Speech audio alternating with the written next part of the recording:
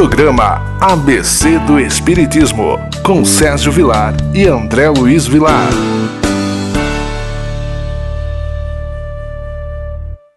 Queridos amigos, é sempre uma honra entrar na sua casa para podermos falar desse tema tão maravilhoso que é o Espiritismo. Você está no programa ABC do Espiritismo, apresentado por Sérgio Vilar e André Luiz Querini Vilar. André, tudo bem com você? Tudo bem, querido Sérgio, saudamos os nossos telespectadores da TV Mundo Maior. Gostaria de agradecer ao André Marouço, dirigente da TV Mundo Maior, aos seus funcionários que nos tratam sempre com tanto carinho, com tanto respeito, aos diretores das casas André Luiz e, em especial, ao nosso telespectador, que por onde eu e o nosso querido Sérgio passa, recebemos tantos abraços fraternos, palavras de encorajamento. A você, a nossa gratidão. É verdade. A semana passada, o André havia anunciado que nós iríamos tratar de um assunto que é Deus. É isso mesmo, André? É verdade. Nós fomos recorrer ao Livro dos Espíritos, às suas primeiras perguntas, porque falar de Deus é falarmos do ponto básico para todos nós. Certa feita, uma pessoa me perguntou assim: André, na sua visão, qual a maior contribuição que o Espiritismo deu? E eu, sem qualquer nesga de humildade, porque eu ainda não a possuo, eu disse assim: olha, eu não sou parâmetro para responder uma pergunta de tamanha envergadura. Porém, conforme as minhas limitações, conforme a minha visão pequena, a maior contribuição que o Espiritismo deu e vem dando à face da humanidade é aproximar nós, criaturas, de Deus, o Criador. Então, compreender Deus, falar de Deus é um tema sempre importante, sempre atual, que merece o nosso respeito e a nossa propagação. Eu gostaria, antes que você iniciasse as perguntas do Livro dos Espíritos, relembrar que antes de Jesus, nós tivemos, na época de Moisés, os 10 mandamentos, na qual os 3 primeiros vêm falar exatamente de Deus. E nós também ouvimos de Chico Xavier que a tábua da salvação, como é chamada, ela é e foi escrita pelo próprio Jesus. Eu gostaria de relembrar, no primeiro capítulo do Evangelho segundo o Espiritismo, queria ler na íntegra, são 3 itens, para nós podermos entender claramente, não é, a visão de Deus. O primeiro item dos 10 mandamentos: eu sou o Senhor teu Deus, que te tirei da terra do Egito, da casa da servidão. Não terás deuses estrangeiros diante de mim. Não farás para ti imagens de escultura, nem figura alguma de tudo que há em cima e no céu, e do que há embaixo na terra, nem de coisas que haja nas águas debaixo da terra. Não adorarás, nem lhes darás culto. O segundo mandamento: não tomarás o nome do Senhor teu Deus em vão. E o terceiro mandamento, dos 10, lembra-te de santificar o dia de sábado. Nós vemos, pelos 10 mandamentos que está conosco há muito tempo, que são conhecimentos que não serviram apenas para aquela época. Diga-se de passagem, eu creio que a maioria das pessoas que acompanhavam Moisés, ao ler essa tábua da salvação, não entenderam foi nada. Era um povo bárbaro, era um povo rude, era um povo itinerante, era um povo que se precisasse, matava, saqueava, escravizava, abusava das mulheres, abusavam das crianças. Mas é para nós na atualidade. Aquilo serviu naquela época para ir imprimindo no coração daqueles moradores, que a maioria deles somos nós hoje. A maioria deles já tivemos inúmeras encarnações e hoje aqui nos encontramos na luta evolutiva, na marcha evolutiva. E quando nós falamos de um único Deus, eu fico imaginando a dificuldade que Moisés teve naquela época, porque eles eram um povo politeísta. O que é isso? Acreditavam em vários deuses, no Deus do sol, no Deus da chuva, no Deus da fertilidade, no Deus da natureza, no Deus do trovão. e de repente ele começa a falar do monoteísmo, figura de um único Deus, a figura de um único ser que dirige, que construiu tudo isso. Agora, é importante nós dizermos também que perante aquele povo, as coisas foram sendo modificadas, porque o que eles imaginavam ser o Deus é o que nós imaginamos hoje serem os espíritos responsáveis pela natureza, os espíritos responsáveis pelas coisas naturais. Não damos o título de Deus, mas damos o título de um trabalho honroso na criação divina. É verdade. André, não só que o tema é tão palpitante e teve, por parte do mundo espiritual, uma preocupação que exatamente a primeira pergunta do livro mais importante da doutrina espírita, ela é projetada exatamente o que é Deus. Realmente, nós vamos ver, livro 1, as causas primárias, capítulo 1, Deus. Item 1, Deus e o infinito. São 3 questões. Primeira, o que é Deus? Resposta, Deus é a inteligência suprema, causa primária de todas as coisas. Deus é a causa primária de todas as coisas, a inteligência suprema. O que é uma inteligência suprema? Não existe nada além. Deus é a inteligência suprema. É a causa primária de todas as coisas. Então, praticamente se resume Deus, ao olharmos para o planeta como um todo, nós estamos enxergando Deus.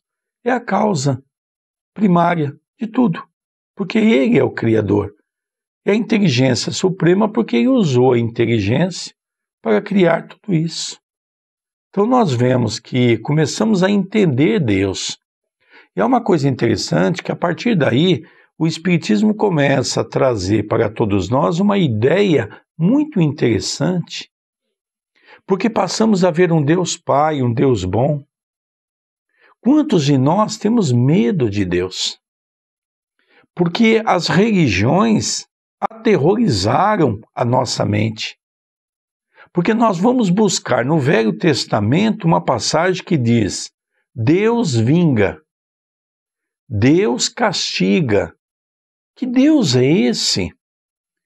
Então muitas pessoas trouxeram isso. Antigamente, hoje mudou muito, mas a criação de antigamente, os pais faziam um verdadeiro terrorismo. Olha, Deus vai te punir. Então a gente ouvia falar de Deus, havia um temor. Então a doutrina espírita veio desclassificar e desqualificar essa ideia de um Deus mau. Deus é o Criador, Deus é Pai. Deus nos criou para a nossa evolução. Criou leis que está dentro da causa primária, que são leis imutáveis, pela qual ela tem o seu percurso natural, a ponto de Paulo definir essa lei na sua primeira epístola, dizendo: o plantio é livre, mas a colheita tornar-se-á obrigatória. Tudo que aqui eu faço, eu vou ter que colher.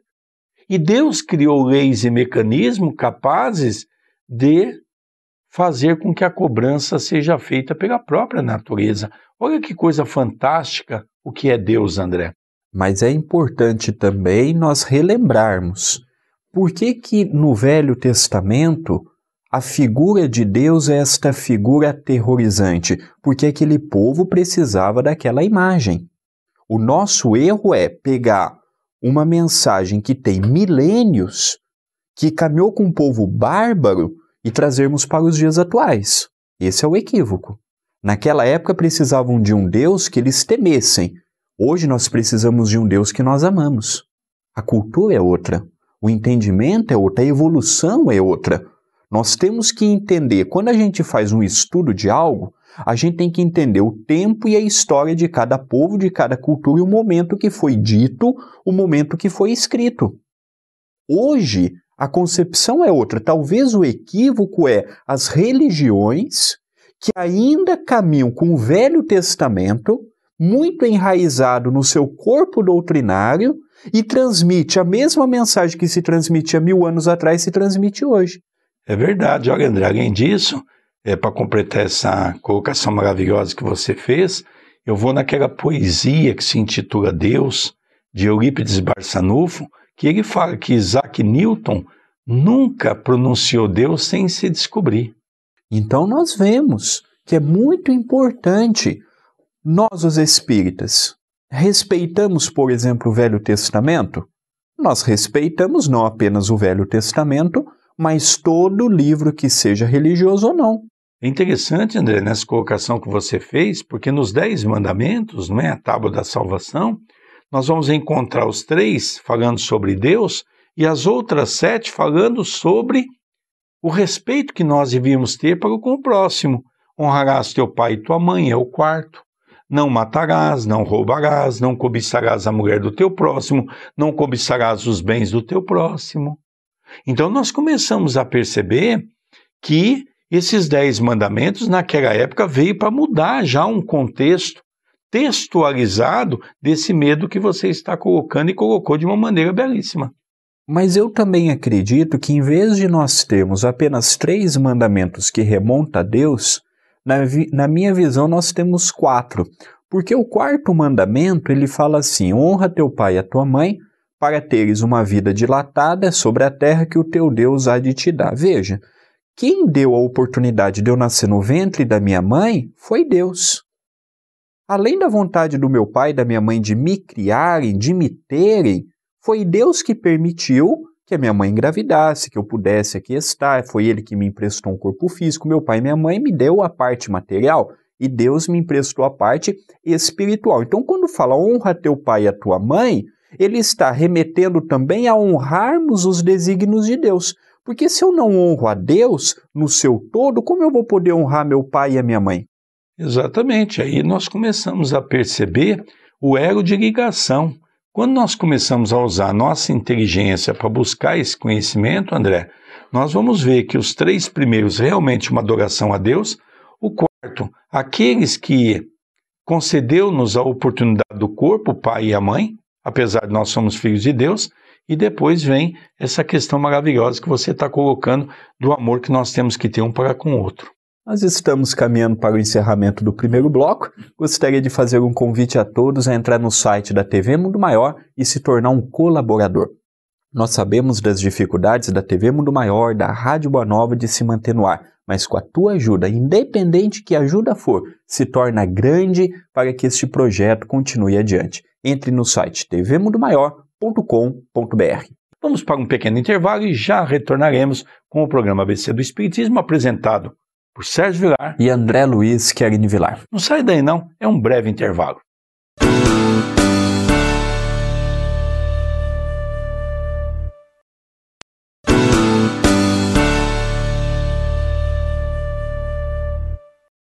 Queridos amigos, retornamos, não disse? É muito rápido o nosso intervalo. Diga de passagem, o programa é muito rápido, não é? São temas tão palpitantes que realmente nós, quando percebemos, o horário já acabou. Você está no programa ABC do Espiritismo, apresentado por Sérgio Vilar e André Luiz Querini Vilar. André, qual é o tema que nós estamos abordando desde o primeiro bloco? Nós estamos falando um pouquinho de Deus, conforme o Livro dos Espíritos. Mas antes, eu gostaria de fazer um convite especial aos nossos telespectadores. Nós temos inúmeros vídeos no canal do YouTube da TV A Caminho da Luz. Então, quem quiser acompanhar os nossos programas, eu convido para nos seguir. Mas eu peço para que você se inscreva no nosso canal, youtube.com/TV A Caminho da Luz. O Paulo, quem está fazendo a gravação e quem estará editando, vai colocar o print da página, o passo a passo, porque tem muitas pessoas que dizem para mim: André, eu não me inscrevo porque eu tenho dificuldade de me inscrever. Então, nós vamos facilitar ao máximo para quando você nos conhecer, através do canal do YouTube, você possa se inscrever. Se inscrevendo, você vai receber as notificações dos vídeos que postamos, das novidades do canal. Então é youtube.com/TV A Caminho da Luz. E todos os domingos, às 18 horas, horário de Brasília, pela minha fanpage, realizamos o Evangelho no Lar. Então você procure por André Luiz Chiarini Vilar ou digite o link facebook.com/TV A Caminho da Luz. Curta a minha página e ali na minha linha do tempo iniciaremos um vídeo ao vivo. Você é o meu convidado especial. Dando continuidade, na questão de número 2, Kardec pergunta: o que devemos entender por infinito? Resposta: aquilo que não tem começo nem fim, o desconhecido. Todo desconhecido é infinito. Nós temos que entender o que é infinito e o que é finito. Deus é infinito, porque não se sabe o começo, não se sabe, não tem fim, e não tem começo, porque não se sabe a origem. Aos nossos olhos, logicamente, pela nossa pequenez. Nós somos finito. O que quer dizer? Fomos criados num determinado momento e fomos criados para a eternidade. Então essa é a diferença de Deus e do homem. Deus é infinito. O homem é finito. É interessante estudarmos isso, né, André Luiz? Com certeza, é uma visão abrangente, é uma visão nova que nós estamos tendo, um outro modo de nós encararmos a personalidade divina, procurando nos aproximar de Deus sem aqueles rótulos, sem aqueles dogmas, aproximando apenas e tão somente por amor, por querer estar em sintonia com aquele que nos confiou a oportunidade, aquele que nos confiou o dom da vida, aquele que nos confiou a dádiva daqui estarmos. Nós sabemos muito bem que não é fácil passarmos pela terra e encararmos as suas dificuldades de frente. São muitos os problemas, são muitas as ilusões, são muitas as complicações para a nossa senda evolutiva. Mas quando nós começamos a compreender Deus, por que Allan Kardec, o emérito professor lyonês, o discípulo fiel de Henri Pestalozzi, por que ele, no modo didático, começa falando de Deus e não de reencarnação, e não de mediunidade e de qualquer outro assunto? Porque tudo tem que se iniciar pelo começo. E o princípio de tudo é Deus. Deus é a base, Deus é o início, Deus é o nosso ponto de partida. Se eu não compreendo Deus, como eu poderei compreender o restante? Interessante também, porque quando Hipólito Aguiar Rivaio, ainda criança, sai da sua cidade natal, que é Lyon, na França, e vai para o Yverdon, na Suíça, ele sai de uma família tradicionalmente católica, com uma participação religiosa bastante ativa, e ele então começa a estudar num instituto pela qual eles eram protestantes. Então, Henri Pestalozzi era evangélico protestante. E ele então aceita com humildade estudar o protestantismo.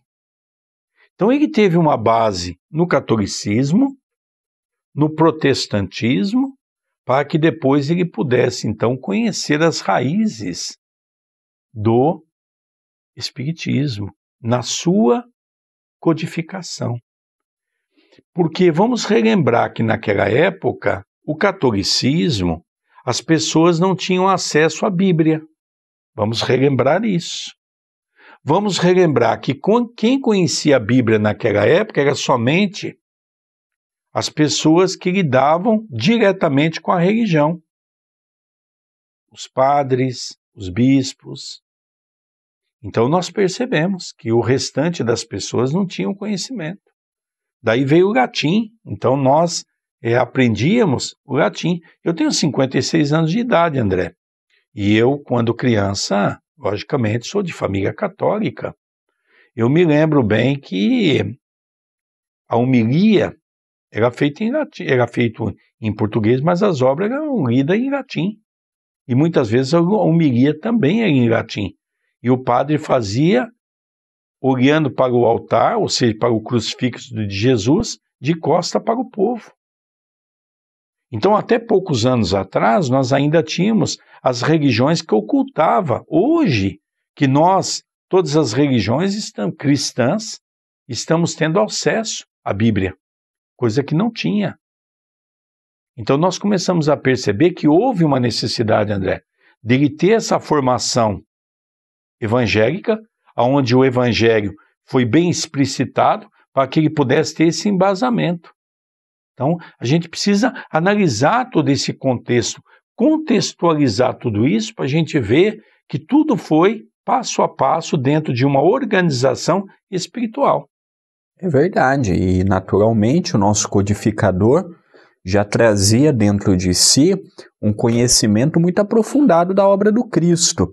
Eu acredito que muitas vezes nós, os espíritas, utilizamos algumas justificativas incoerentes. Então a gente fala assim, Kardec era muito voltado para a ciência. Realmente, Kardec era uma pessoa de um bom senso e Kardec não aceitava o que as pessoas diziam. Kardec gostava de comprovação. Não adianta eu falar para Kardec que aquilo era verde, eu tinha que provar que aquilo era verde. Kardec era uma pessoa extremamente racional. Era extremamente lógico. É interessante, né? Camille Flammarion fala isso no seu discurso. No discurso que ele escreveu, quando Kardec desencarnou, dos 4 oradores que usaram da palavra, Camille Flammarion fala exatamente dessa maneira, dizendo que até ele era mal compreendido dentro do próprio movimento espírita, porque as pessoas queriam opinar, as pessoas queriam falar, e ele realmente só se baseava naquilo que a espiritualidade falava e naquilo que ele comprovava. Isso mostrando todo o seu aspecto científico da doutrina. Agora, logicamente, isso que você falou tem um outro ponto, André. Muitas pessoas querem desqualificar Allan Kardec por ter trazido o Evangelho segundo o Espiritismo, que é um grande erro para o movimento espírita. O Evangelho segundo o Espiritismo, ao meu modo de ver, é a obra mais importante da codificação, porque o Livro dos Espíritos veio nos trazer novidades, explicações lógicas do mundo pela qual nós não conhecíamos, seja referente ao mundo dos encarnados, seja referente ao mundo do desencarnado. Agora, por outro lado, o Evangelho veio resgatar o contato para com Jesus, para com Deus, para com a harmonia divina. Então, eu gosto muito no livro Consolador, André, que exatamente Emmanuel faz essa comparação. Os 2 primeiros livros é a base. Então, nós temos ali o Livro dos Espíritos, Filosofia, o Livro dos Médiuns, Ciência, mas no topo dessa pirâmide nós temos o Evangelho, que é o centro da espiritualidade, é o centro da moral, porque, sou muito sincero em dizer, por tudo aquilo que eu tenho lido, das revistas espíritas fazendo um estudo aprofundado, da obra de Chico Xavier, por tudo aquilo que nós temos lido e analisado, podemos afirmar categoricamente, André, se tirarmos o Evangelho da doutrina espírita, sobra pouquíssima coisa. Mas nós temos que compreender também um fato muito importante. Apesar de Kardec ter todo este lastro que nós dissemos há pouco, além dele ter nascido numa família católica e ter tido conhecimento do protestantismo que formou que ele pudesse opinar com conhecimento de causa a respeito destas 2 grandes vertentes cristãs daquela época e, por que não dizermos, até nos dias de hoje, nós vemos também que uma encarnação antes dele se tornar Hippolyte Léon Denis Rivaio, das conhecidas por próprio Allan Kardec, ele veio como John Hus. E ele nasceu na Tchecoslováquia, hoje República Tcheca, no leste europeu, e nós vemos que ele já tinha, tanto quanto Lutero, Calvino e outros reformadores do pensamento cristão, ele já trazia consigo um elo muito ligado com o catolicismo. Ele que é do final do século XIII e século XIV, então nós passamos a ver que o nosso codificador já trazia embasamento moral e substancioso do Cristo. Muitas vezes a gente olha para Kardec e imagina que Kardec teve um pé apenas e tão somente na ciência, e que o Evangelho foi um livro fora do percurso, não. Ao ponto de Kardec dizer, em um estudo que o nosso querido Sérgio apresentou com muita seriedade, ao ponto de dizer, o próprio Kardec, numa carta que manda para sua esposa, a Gabi, Amélie Boudet, ele fala que foi o livro que mais exigiu, porque os outros precisou da parte intelectual dele, aqui ele precisou da parte moral. E é interessante também, André, essa parte reencarnatória desse arquivo mental, nós não entramos em discussão, eu acho que toda discussão não leva a nada. Nós temos a convicção, por exemplo, que Chico Xavier foi a reencarnação de Allan Kardec. Um sábio. Muitas pessoas, eu acho interessante quando alguns dizem assim, não pode ter sido. E eu pergunto, por quê? Porque Kardec tinha uma personalidade. Olha, mas Chico não tinha personalidade? E outra coisa, e o desenvolvimento do amor? O André acabou de falar do Calvino, acabou de falar desses grandes e ilustres homens que passaram, trazendo a religião como bandeira. John Hus, que depois ele mesmo recebe Allan Kardec a informação de que ele teria sido John Hus, não é? Então, a gente vê que cada reencarnação vem trazer uma bandeira, um suporte para a evolução. Não nos esqueçamos que Kardec e Chico Xavier vieram como missionários e não no mundo de provas e expiações. Realmente é um trabalho extraordinário que merece da nossa parte atenção, merece da nossa parte um tempo. Então olha como o assunto ele vai se criando. O nosso programa girou em torno de 2 perguntas e o Livro dos Espíritos. Se nós tivéssemos tempo, logicamente nós ficaríamos muito mais. Encerramos o programa ABC do Espiritismo, apresentado por Sérgio Vilar e André Luiz Querini Vilar. Um beijo carinhoso no seu coração e até a semana que vem. Até semana que vem.